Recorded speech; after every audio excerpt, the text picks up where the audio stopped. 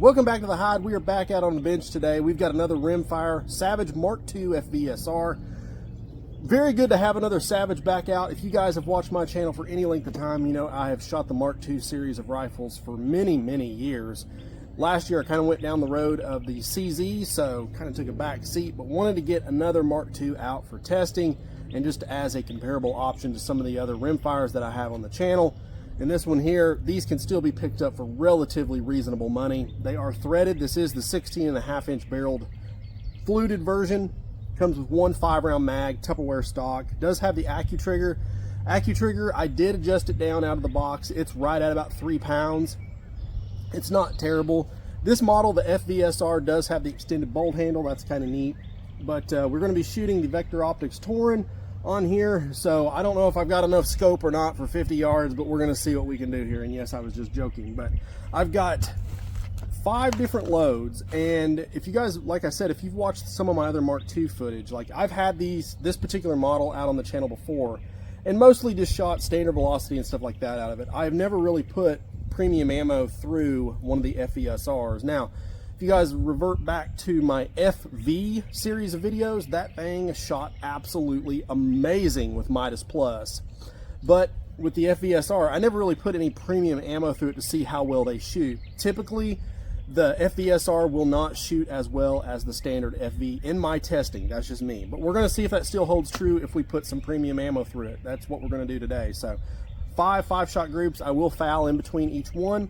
You guys will be able to follow along the shot cam. I'll meet you guys back for the very last group. We'll shoot some Midas Plus together, which is what I had the best luck with out of that FV, and see if we can repeat maybe some of that with this model here. But we're going to start with 5 rounds of standard velocity as kind of a baseline. And no, I don't consider that to be premium ammo, but we are going to kind of keep that as a sort of a baseline for the next four groups. So we're going to shoot this, and I'll meet you guys back for Midas Plus.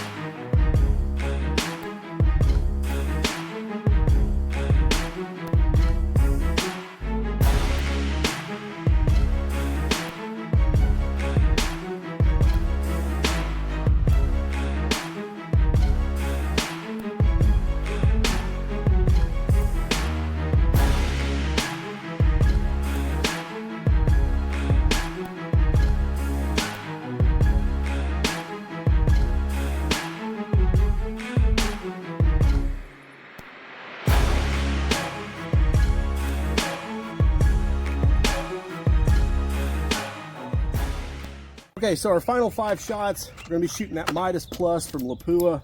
Super expensive ammo. So let's try 5 of these together, finish this off, and see how we did.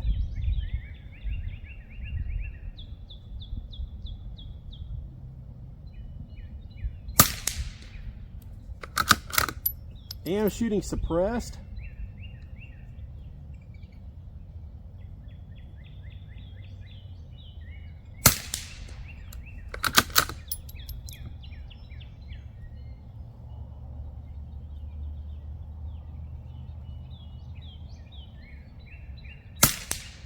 Oh man.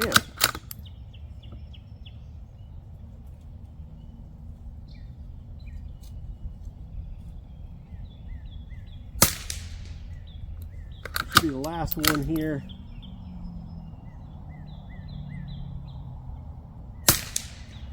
All right, so let me run down. I'm going to grab our target. I'll get it marked up with some group sizes, and we'll get some final thoughts and see how the FVSR did. So I ran down, got our target. Let's see how we did. So here is our CCI standard. I have no idea where that shot there came from. I didn't even bother marking these up for group size. However, this right here, it's probably about 0.6, 0.7-ish, I'd say. And then our first bit of better ammunition, here's the standard plus. I'd say that's a pretty respectable group, 0.613, so almost a ½ inch, 50 yards.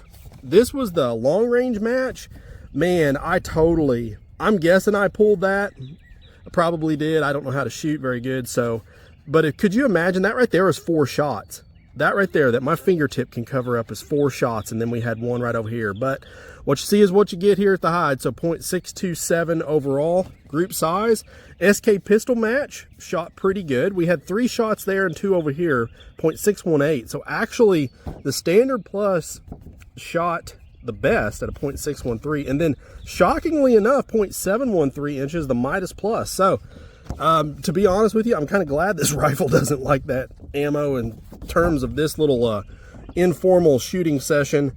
That stuff has gotten extremely expensive. However, the SK offerings, when you can find those, they're still relatively cost effective, I'd say, considering the price of Lapua, 10X, and stuff like that. So, but nonetheless, I think the rifle definitely has the ability to shoot. I am shooting this one suppressed. Got this as kind of a suppressor host as well, just to do a little bit more shooting out here rifle wise. But you know, these groups here, even with that one flyer, with a rifle that has quite considerably, in my opinion, the worst factory stock ever produced and installed on a rifle.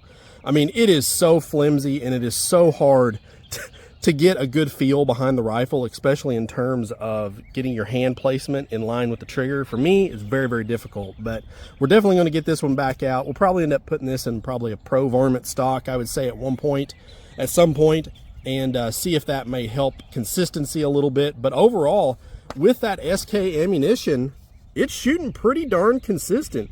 613, 627, 618. I mean, consistency, honestly, in rimfire shooting is something that you're trying to obtain, in my opinion, as much as anything. Because if at least the rifle shoots consistent, you kind of know where to play your shots. But definitely let me know in the comments what you guys think, how you think it did. If you'd like to see more on this, maybe in a different stock, also let me know that. If you got any other questions, shoot me a message over on the Facebook page. Please check out our campsite. We do have a Teespring. If you'd like to grab a shirt or a sticker to help out the channel and get something in return, would be super, super awesome of you guys. Definitely can't do this on the channel without your all support, and it is greatly appreciated. And as always, shoot straight. Later.